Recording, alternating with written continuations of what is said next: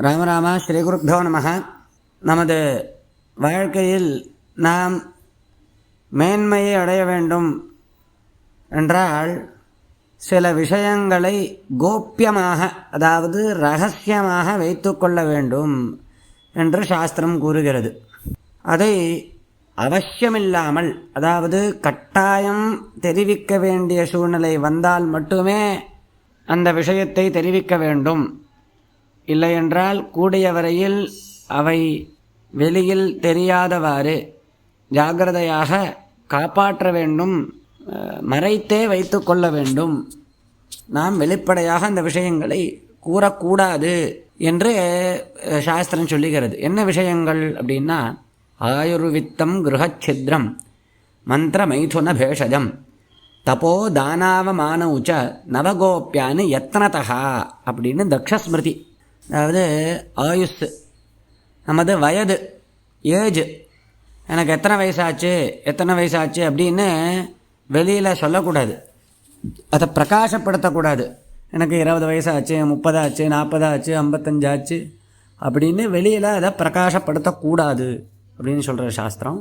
அதே மாதிரி வித்தம், நமக்கு எவ்வளவு ஐஸ்வர்யம் இருக்குது, சொத்து எவ்வளோ இருக்குது, எனக்கு அங்கே வீடு இருக்குது, இங்கே வீடு இருக்குது, எனக்கு இவ்வளவு எஃப்டி இருக்குது அப்படின்னு சில பேரெல்லாம் பெருமை பேசிப்பா இல்லையா, அது பண்ணக்கூடாது. கிரகச்சித்ரம், வீட்டில் நடக்கக்கூடிய சண்டைகள், கோலாகலங்கள், இதெல்லாம் வெளியில் சொல்லக்கூடாது.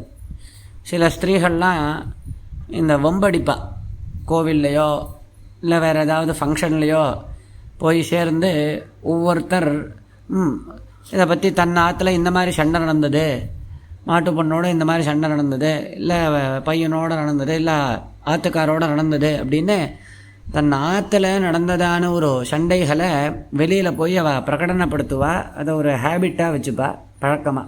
பண்ணக்கூடாதுன்னு சொல்கிற சாஸ்திரம். கிரகச்சித்ரம், மந்திரம், மந்திர மைதுன பேஷஜம். மந்திரா, அதாவது நாம் உபதேசம் பெற்றுக்கொண்டதான மந்திரம், அதை வெளியில் சொல்லக்கூடாது. எனக்கு அந்த மந்திரம் உபதேசம் ஆகிருக்கு, எனக்கு இதாக இருக்குது, எனக்கு பாலா எடுத்து, எனக்கு ஷோடசியாக எடுத்து, பஞ்சதசியாக எடுத்து, இப்படின்னு எனக்கு அஷ்டாட்சரி ஆகிருக்கு அப்படின்லாம் பெருமை பேசிக்கக்கூடாது. நம்மளுக்கு என்ன மந்திரம் உபதேசம் ஆகிருக்கோ, எனக்கு அதாக இருக்குது இதாக இருக்குதுன்னு வெளியில் சொல்லக்கூடாது அப்படின்னு சொல்கிறது சாஸ்திரம். மைதுன பேஷஜம். மைதுனம் அப்படின்னா தம்பதிகள் ஒற்றுமையாக, தம்பதிகள் சந்தோஷமாக இருந்த விஷயங்களை வெளியில் சொல்லக்கூடாது. நாங்கள் 2 பேரும் சந்தோஷமாக இப்படி இருந்தோம் அப்படிங்கிறதெல்லாம் வெளியில் சொல்லின்னு இருக்கக்கூடாது. மைதுனத்தை சொல்லக்கூடாது, வெளியில் சொல்லக்கூடாதுன்னு சொல்கிறது. பேஷஜம், ஔஷதம், நாம் எடுத்துக்கொள்ளும் மருந்து, இதை வெளியில் சொல்லக்கூடாது. நான் இந்த மருந்து சாப்பிட்றேன், எனக்கு இந்த வைத்தியம் நடக்கிறது, நான் இந்த வைத்தியம் பண்ணிக்கிறேன், இந்த மருந்தை சாப்பிட்றேன், அதை சாப்பிட்றேன் அப்படின்னு சொல்லி எல்லாருக்கிட்டையும் பிரச்சாரம் பண்ணிட்டு இருக்கக்கூடாது, சொல்லிட்டு இருக்கக்கூடாது. சில பேர்லாம் அப்படி பண்ணுவாள். நான் இவ்வளோ மருந்து சாப்பிட்றேன் தெரியுமா, இவ்வளோ மாத்திரை சாப்பிட்றேன் தெரியுமா அப்படின்னு எல்லாருக்கிட்டையும் போகிற இடத்துலலாம் சொல்லின்னு இருப்பா. அதனால தான் மாத்திரை போட்டுக்கிறதெல்லாம் கூட பிரகாசமாக போட்டுக்கக்கூடாது. தனியாக போய் ரூம்குள்ளே போய் மாத்திரையை போட்டுன்னு வரணுமே தவிர எல்லோரும் பார்க்குற மாதிரி மாத்திரை போட்டுக்கிறதோ இதெல்லாம் பண்ணக்கூடாது அப்படின்னு சொல்கிறது. அதை ரகசியமாக வச்சுக்கணும். தபஹ, நாம் செய்து வரும் தபஸ்.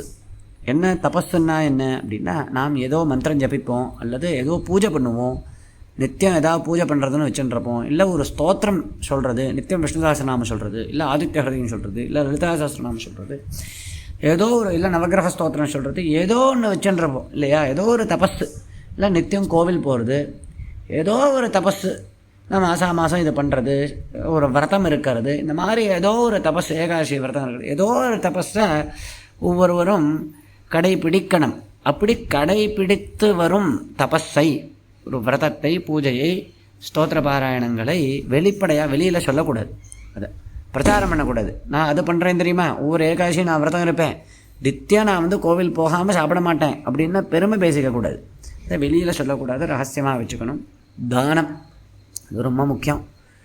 சில பேர் தானம் கொடுத்துட்டு, சின்ன தொகையை தானம் கொடுத்துட்டு அதை பார்க்கறச்செல்லாம் சொல்லிகிட்டே இருப்பாள்.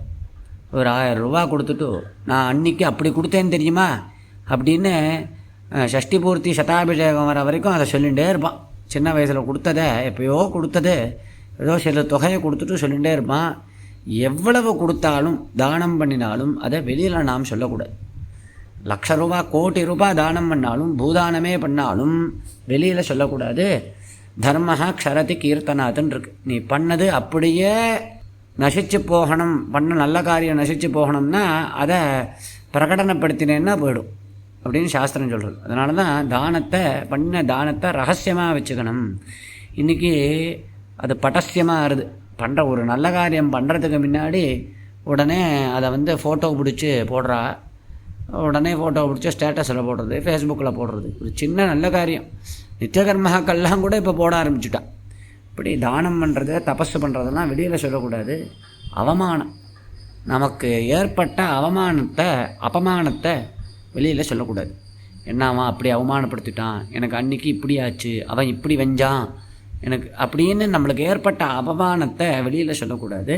அதை ரகசியமாக வச்சுக்கணும் அப்படின்னு இந்த 9 விஷயங்களை நவகோப்பியான்னு எத்தனதா ரொம்ப முயற்சி பண்ணி ரகசியமாக வைத்து கொள்ள வேண்டும். இப்படி வைத்து கொண்டால் நாம் மேன்மையை அடையலாம் அப்படின்னு தர்மசாஸ்திரம். ராமராம்.